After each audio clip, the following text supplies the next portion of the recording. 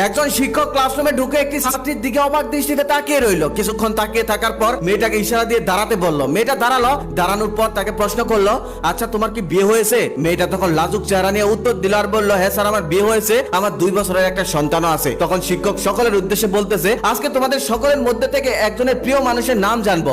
তখন শিক্ষক সেই মেয়েটাকে ডাক দিয়ে তার হাতে একটি চক আর ডাস্টার দিয়ে বলল, আচ্ছা তুমি শিক্ষক, যাও ভোটে চলে যাও। মেয়েটি ভোটের সামনে চলে গেল। তারপর শিক্ষক তাকে বলতেছে, এখানে তুমি 10 জন প্রিয় মানুষের নাম লেখো। মেয়েটি 10 জন প্রিয় মানুষের নাম লিখলো। তারপর বললো, এখানে 10 জন প্রিয় মানুষের পরিচয় লিখো। মেয়েটি সেই 10 জন মানুষের পরিচয় লিখলো।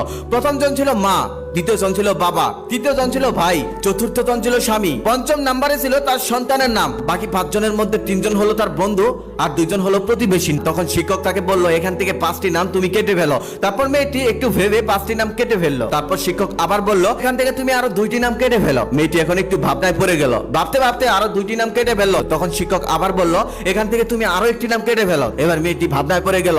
মেয়েটির চোখে জল এসে গেল। মেয়েটি কাঁদতে লাগলো। মেয়েটি এখন কার নাম কাটবে, কার নাম রাখবে? ক্লাসটা যেমন হাসি খুশি দিয়ে শুরু হলো, এখন আর ক্লাসে সেই হাসি খুশি নেই। সবাই অধীর আগ্রহে অপেক্ষা করছে মেয়েটা এখন কার নাম কাটবে সেটা দেখার জন্য। কিন্তু মেয়েটা কারণ আমি কাটতেছে না। তখন শিক্ষক পিছন থেকে বলল, মা এটা সামান্য একটা সাইকোলজিক্যাল গেম, আর কিছুই না।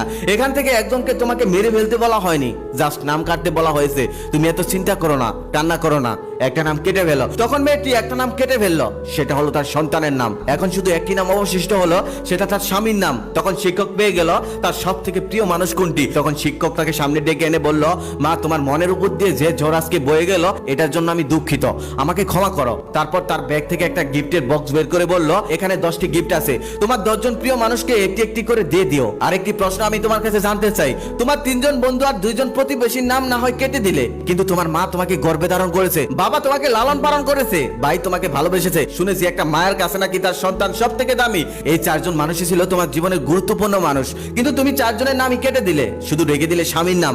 এটা কেন জানতে পারি? তখন মেয়েটা বলতে লাগলো, আমার 3 জন বন্ধু আর 2 জন প্রতিবেশীর নাম আমি প্রথমেই কেটে দিলাম, কারণ আমার স্বামী আছে, সন্তান আছে, তারাই আমার সব থেকে ভালো বন্ধু। তারপর যখন আপনি আরো 2 জনের নাম কাটতে বললেন, তখন আমি একটু চিন্তায় পড়ে গেলাম। তারপর ভেবে দেখলাম বাবা মা তো আর সারা জীবন বাঁচে না, তাই বাবা মায়ের নাম কেটে দিলাম। তারপর যখন আপনি আরো একজনের নাম কাটতে বললেন, তখন আমি আরো চিন্তায় পড়ে গেলাম, বাবা না থাকলে ভাই হয়তো একটু খোঁজ নিত। তারপর আমি কিছুক্ষণ ভেবে সেই ভাইয়ের নামও কেটে দিলাম। কিন্তু তারপর যখন আপনি আরো একজনের নাম কাটতে বললেন, তখন আমি আর কারণ আমি কাটতে পারছিলাম না, কারণ আমার স্বামী সন্তানই তো সব। তারপর আমি এক সময় ভাবলাম, আমার সন্তান হয়তো বড় হয়ে বিয়ে করবে, বিয়ে করার পর হয়তো আমাকে ভুলে যেতেও পারে, এমনটা হয় আমাদের সমাজে। কিন্তু আমার স্বামী, সে তো আমাকে কখনো ভুলে যাবে না, সে তো আমাকে কখনো ছেড়ে যাবে না, সে তো আমার পৃথিবীর সব থেকে ভালো বন্ধু। সে সুখে দুঃখে সবসময় আমার পাশে থাকে, এমনকি আল্লাহ চাইলে মৃত্যুর পর জান্নাতেও সে আমার সাথে থাকবে। এটা ভেবে আমি আমার সন্তানের নাম কেটে দিলাম আর স্বামীর নাম রেখে দিলাম। তখন শিক্ষক আর কিছুই বললো না, ক্লাস সেখানে ছুটি দিয়ে দিল, সবাই বাড়ি চলে গেল। কিছুদিন পর সেই মেয়েটা অসুস্থ হলো। অসুস্থ অবস্থায় তার স্বামীকে ডেকে বলল, আচ্ছা আমি যদি মারা যাই তুমি ঠিক কতদিন পর আমার বিয়ে করবে? তখন তার স্বামী বলল, এমনটা হবে না, এমন বাজে কথা বলো না। তখন তার স্ত্রী বলল, তুমি সত্যি করে বলো না, তুমি আমি মারা যাওয়ার কতদিন পর বিয়ে করবে? তখন তার স্বামী বলল, পৃথিবীতে বেঁচে থাকতে হলে একজন মানুষের প্রয়োজন হয়, না চাইলেও একজন মানুষকে আপন করে নিতে হয়। তুমি যদি সত্যি না থাকো তাহলে তো একজনকে আপন করে নিতেই হবে, কিন্তু তুমিই বলো আমি ঠিক কতদিন পর বিয়ে করব? তখন মেয়েটি বলল, আমার কবর যতদিন না শুকায় ততদিন তুমি বিয়ে করতে পারবে না। তার কিছুদিন পর তার স্ত্রী মারা গেল, কবর দেওয়া হলো। প্রত্যেকদিন তার স্বামী তার কবরে গিয়ে জিয়ারত করে আসতো, কিন্তু প্রত্যেক দিনই দেখতো তার কবর ভেজা, তার কবর শুকায় না।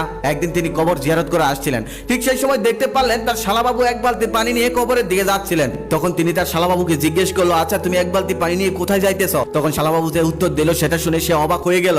সে বলল, আমার আপু মৃত্যুর আগে আমাকে বলে গেছে প্রত্যেক দিন আমার কবরে 1 বালতি করে পানি দিতে, আমার কবর যেন কখনোই না শুকায়। এটাই তোর কাছে আমার জীবনের সব থেকে বড় চাওয়া। তাই আমি আমার বোনের ইচ্ছে পূরণ করতে প্রত্যেক দিন আপুর কবরে 1 বালতি করে পানি আমি দিয়ে যাই, যেন তার কবর কখনোই না শুকায়। এই গল্প থেকে কি শিখতে পারলেন জানেন?